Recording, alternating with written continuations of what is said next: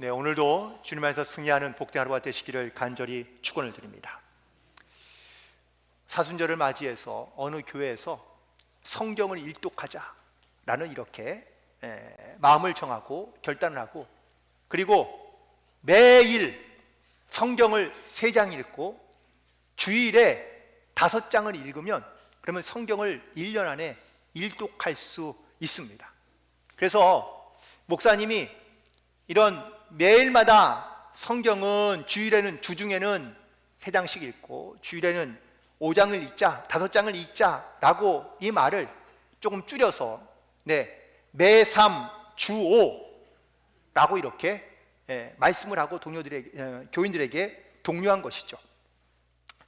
그런데 이제 예배 시간이 다 끝나가는데 예배 시간 내내 졸고 있던 남편이 아내에게 푹 찌르면 말입니다. 아니, 아까 목사님이 뭐라고 했던 것 같은데 매3 주5 이게 뭐야? 라고 이렇게 묻자 아내도 마침 그때 졸고 있었거든요. 그러더니 아내가 글쎄 매일 3끼 먹고 주일은 5끼 먹으라는 얘기인가? 라고 이렇게 얘기합니다. 그랬더니 남편이 에이 그건 아니지, 야, 어떻게 주일에 5끼를 먹어? 라고 얘기했더니 아내가 뭔가 생각났는지 알겠다, 아까 설교 시작하실 때 사람이 밥만 먹고 살면 안 된다고 그랬잖아. 그러니까 주일 3끼 먹고 그 다음에 주일날 낮 예배, 오후 예배 이거를 각각 한 끼씩 따지면 5끼가 되니까, 그러니까 주일날 5끼 먹는 게 맞네 라고 얘기하자 남편도 역시 그렇구나 라고 이렇게 대답하며 돌아갔다는 겁니다. 여러분, 물론 우리가 날마다 주님의 말씀을 먹고 또한 그 말씀을 우리가 기억하며 살아가면 좋겠지만, 사실 우리가 매일마다 이 주님의 말씀을 우리가 먹기가 쉽지 않습니다. 끼니는 잘 거르지 않지만 정말 우리가 하나님께서 우리에게 주신 영의 양식인 이 말씀을 과연 우리는 얼마나 잘 먹고 있으며 혹은 또 그것을 잘 소화하면서 우리가 이 땅 가운데 살아가고 있을까? 오늘은 부활주일인데요, 이 부활의 신앙이 도대체 무엇이고 또 왜 우리에게 필요한가? 라는 이야기를 하지 않을 수가 없습니다. 고린도전서 15장에 보면 고린도 교회 교인들 가운데 부활을 믿지 않는 사람들이 꽤나 많았습니다. 그래서 이 사도 바울이 이 부활을 믿지 않는 고린도 교회 성도들에게 권면합니다. 그러면서 고린도전서 15장 13절과 14절에 있는 말씀에 보면 만일 죽은 자의 부활이 없다면 그리스도도 다시 부활하지 못하였으리라. 만일 그리스도께서 다시 살지 못하셨다면 우리의 전파하는 것도 헛것이요 믿음도 헛것이며 우리는 거짓 증인이 되는 것이다 라고 말합니다. 즉 기독교 신앙에 있어서 예수님이 부활하신 것, 이 부활의 신앙을 가지고 살아가는 것이 신앙의 핵심이다 라는 말을 하고 있는 것이죠. 만약에 주님의 부활이 없었다면 우리가 지금 이렇게 주님을 믿고 살아가는 것, 또한 우리가 정말 내가 주님을 나의 구주로 영접하며 살아가는 것, 이것이 결코 의미가 없지 않느냐라고 말하고 있는 겁니다. 심지어 19절에서는 이렇게 얘기합니다. 만일 그리스도 안에서 우리의 바라는 것이 다만 이생뿐이면 모든 사람들 가운데 우리가 가장 불쌍한 자다라고 말합니다. 여러분, 그렇지 않나요? 주일날 이렇게 다른 사람들은 이 주말이 되면 바깥으로 나가고 혹은 또 놀러 나가고 자기의 취미 생활을 즐기고 즐겁게 살아갈 수 있는 기회가 많은데, 예수를 믿는다는 이유만으로 혹은 또 내가 그리스도인이라는 이름으로 내가 이 교회 안에 찾아와서 교회에서 예배드리고 있는 것, 정말 우리의 믿음이 이 세상에 사는 것 뿐이라면 즐기고 살고 행복하게 살고 즐겁게 살아가는 것, 먹고 마시며 세상에 누릴 수 있는 것을 누리며 살아가는 것이, 그것이 행복한 삶이지 않을까?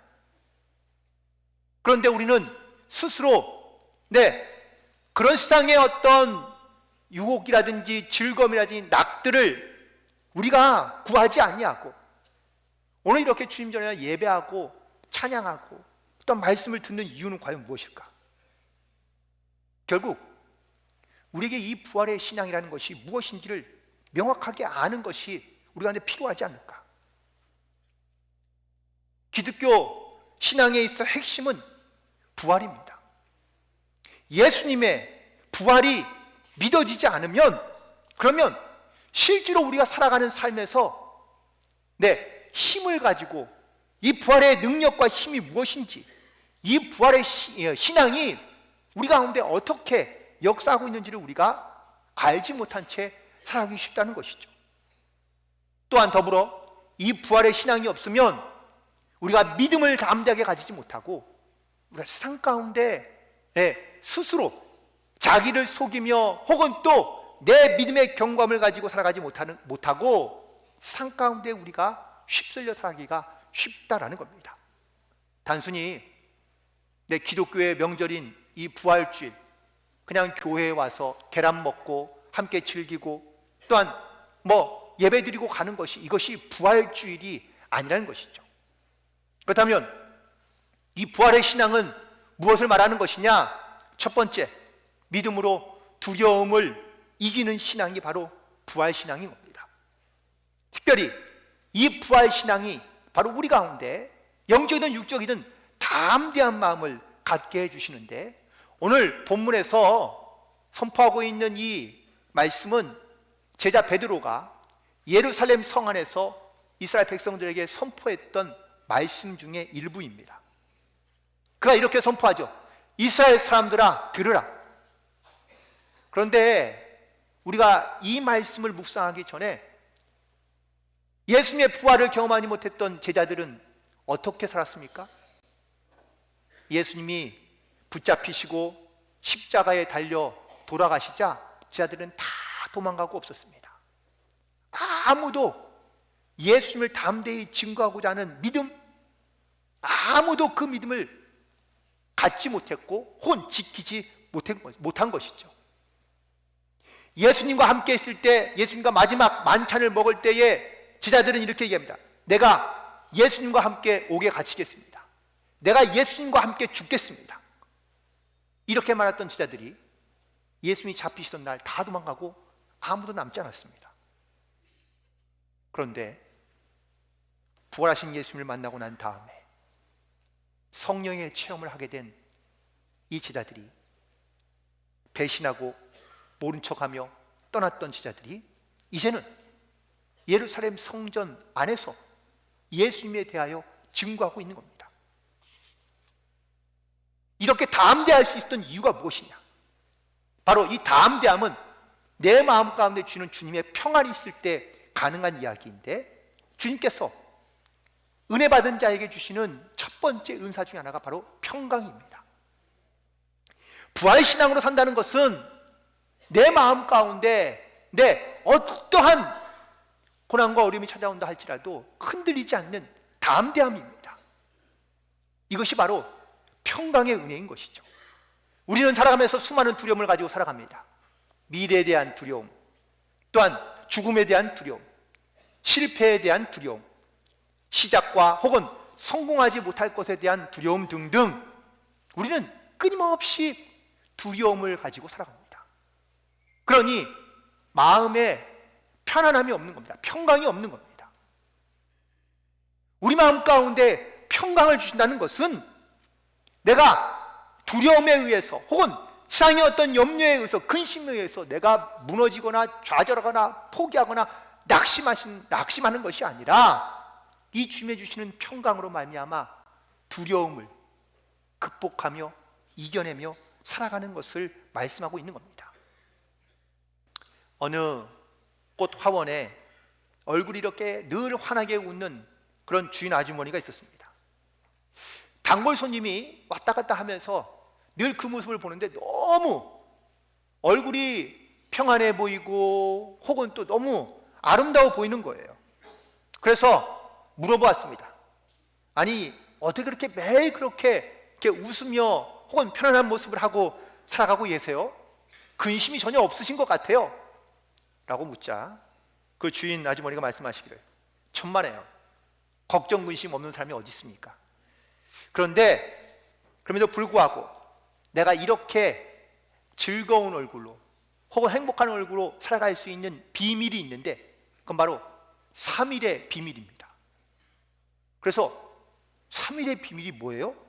라고 묻자 그 주인 아주머니가 말씀하시는데 문제가 생길 때마다 하나님께 그 문제를 맡겨드리고 해결하도록 하나님께서 역사하시면 그러면 나는 그냥 3일만 기다리면 됩니다. 예수님이 무덤에서 3일 만에 부활하신 것처럼 내가 갖고 있는 문제가 해결되는데 3일이면 충분합니다. 물론 때로는 숫자 3이 아닐 수도 있지만 주님의 부활의 원리는 늘 동일하기 때문에 나는 어떠한 고난과 또한 염려가 와도 3일 후면 주님이 부활하신 것처럼 나는 새로워질 것을 믿기 때문에 나는 기쁨으로 살 수 있다라고 이렇게 말했다는 겁니다. 주님이 우리에게 주시는 이 평안, 주님이 주시는 이 평안이 우리가 이 세상을 살아가는데 여러 많은 두려움과 또한 염려 가운데 살아갈 수밖에 없지만 이 주님이 주시는 평안으로 말미암아 여러분의 모든 삶 가운데 두려움을 이겨내고 믿음으로 승리하며 나아갈 수 있는 복된 성도들이 되기를 간절히 축원을 드립니다. 두 번째, 이 부활신앙은 믿음으로 죽음을 극복하는 신앙인 것입니다. 오늘 본문에서도 24절에 하나님께서 그를 사망의 고통에서 풀어 살리셨다고 말씀하고 있습니다. 죽은 나사로가 무덤에 묻혀 있었습니다. 무덤에 묻힌 지 사흘이 지났습니다. 그런데 예수님께서 이 나사로를 찾아가 무덤 안에 있는 나사로를 명하십니다. 나사로야 나오라 명하시니까 이 나사로가 그 죽은 채로 나왔는데 여러분 죽은 사람을 장례 지낼 때 어떻게 한 줄 아세요? 과거 예수님의 시대에는요 온몸을 천으로 다 꽁꽁 묶었습니다. 그리고 눈을 가립니다. 죽은 사람이 볼 일이 없잖아요. 그래서 눈을 가리고 몸을 천으로 다 똘똘 묶어놓은 것이죠. 그러니 움직일 수가 없습니다.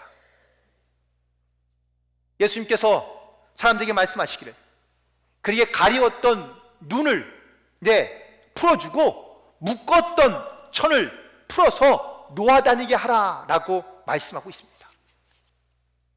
여러분, 이 말씀 속에서 우리가 영적으로 눈이 가려져 있거나 또한 악한 사단의 어떤 이런 욕망과 미혹 가운데 욕심에 죄사슬로 우리가 꽁꽁 묶여 있다면 여러분들 자유로울 수 있을까요? 만약에 지금 우리에게도 똑같이 나사로와 같이 눈을 가려버리고 몸을 천으로 꽁꽁 다 묶어놓는다면 여러분 우리는 살아있지만 산 게 아니죠. 죽어있는 것과 똑같다는 겁니다. 이러한 영적인 상태에 있는 우리를 사망으로부터 풀어 살리시고 또한 우리를 죄와 사망의 법에서 해방시켜 주셨다고 말씀하고 있습니다. 그게 바로 로마서 8장 2절에 있는 말씀입니다. 이는 그리스도 예수 안에 있는 생명과 성령의 법이 죄와 사망의 법에서 너를 해방하였습니다. 이것이 바로 부활신앙을 가지고 살아가는 성도의 모습인 줄로 믿습니다. 그래서 부활신앙을 가지고 살아가는 사람은 사망에 매여 있지 않다라고 말씀하고 있습니다. 우리는 항상 죽음의 그늘에 혹은 또 죽음에 얽매여 살아갈 수밖에 없는 존재입니다. 죽음을 이기거나 죽음으로부터 자유로운 사람이 누가 있습니까? 아무도 없습니다. 결국 사망에 매여 살아갈 수밖에 없는 존재라는 겁니다. 그러나 예수님께서 이런 사망에 매여 있는 우리들을 풀어 묶인 것을 자유케 하시고 또한 우리를 구원하여 주신 줄 믿습니다. 그러니 이 부활신앙을 갖고 있다는 것은 또한 부활신앙으로 산다는 것은 우리가 더 이상 죽음의 사슬 가운데 매여 있는 것이 아니라 이 죽음을 극복하며 다시 살아난다는 이 믿음의 고백을 가지고 담대하게 나아갈 때 우리의 믿음이, 신앙이 죄를 이기고 죽음을 이기고 저주를 이기고 주님과 함께 살아가는 이 부활의 능력으로 살아갈 수 있게 되는 줄 믿습니다. 그리고 세 번째, 이 부활의 신앙은 바로 믿음으로 고난을 넘어서는 신앙입니다. 로마서 8장 17절에 보면 자녀면 또한 상속자 곧 하나님의 상속자요 그리스도와 함께한 상속자니 우리가 그와 함께 영광을 받기 위하여 고난도 함께 받아야 할 것이다 라고 말씀하고 있습니다. 우리는 예수를 믿으면 고난은 사라지고 영광만 남아있을 거라고 우리가 생각하는데 아니요, 사도 바울은 분명하게 전하고 있습니다. 영광과 함께 고난도 받아야 한다라는 겁니다. 고난과 함께 영광이 있다라는 것을 말씀하고 있는 겁니다. 예수님께서 수많은 기적과 이적을 보이실 때 수많은 사람들이 예수님을 따라다녔습니다. 따라다닌 이유가 뭐였죠? 기적과 이적을 보기 위해서입니다. 예수님 때문에, 배부르기 때문에 쫓아다니고 따라다녔던 겁니다. 그런데 예수님이 십자가에 달리자 그 많은 사람들이 다 어디 갔습니까? 예수님을 통해서 누렸던 영광, 즐거움, 혹은 기적 같은 현상들을 보이지 않으니, 볼 수 없으니 더 이상 흥미도 재미도 없는 겁니다. 심지어 예수님 때문에 고난받는 건 더더욱 아니죠. 그런데 우리가 어떻게 신앙생활하고 있는가라는 것을 가만히 보면 우리도 고난은 싫어하고 영광만 좋아합니다. 즐거움만 찾으려 합니다. 재미있는 것, 신나는 것, 즐거운 것, 신기로운 것. 우리도 주로 이런 것을 쫓고 이런 것을 따라가고 싶어 하는 것이죠. 예수님 이름 때문에 고난받는 것은 부담스럽고 또한 그것은 싫은 거죠. 그래서 우리에게 고난을 넘어서야 한다고 말씀하고 있는 겁니다. 주후 2세기경에 황금의 입이라고 불린 별명을 가진 크리소스톰이라는 이런 성자가 있습니다. 그가 기독교를 탄압하는 로마 황제에게 붙들려 그의 앞에서 신앙을 버리라는 강요를 받게 됩니다. 그만 죽이면 많은 사람들이 다 배교를 하거나 아니면 또 예수를 버릴 것이 분명했기 때문에 그를 어떻게든지 회유하려고 했던 것이죠. 그래서 황제가 이 크리소스톰에게 이야기합니다. 내가 만일 신앙을 버리면 내가 너에게 많은 부를 줄 것이다. 하지만 네가 신앙을 버리지 않으면 내가 너를 추방시켜버리겠다 라고 이렇게 얘기하자 이 크리소스톰이 말하기를 대하께서는 결단코 나를 그리스도에게서 떼어놓을 수 없을 겁니다.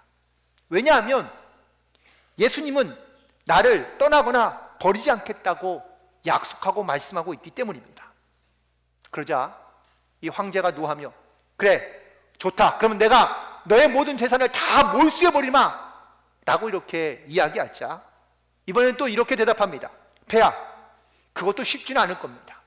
왜냐하면 나의 모든 재물과 보화는 다 하늘나라에 쌓아두었기 때문에 황제께서는 내 보물을 손도 대지 못할 겁니다 라고 얘기하자 이 황제가 화가 끝까지 나서 노발대발하며 소리칩니다.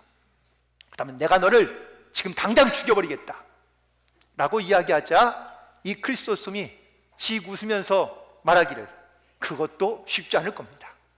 난 이미 벌써 죽은 자로 살아왔고 또한 이 세상에 대하여는 그리스도와 함께 죽었고 나의 생명은 그리스도와 함께 영원한 하나님의 나라에 있기 때문에 나는 죽음도 두려워하지 않습니다 라고 이렇게 고백하자 황제가 그제서야 체념했다는 겁니다.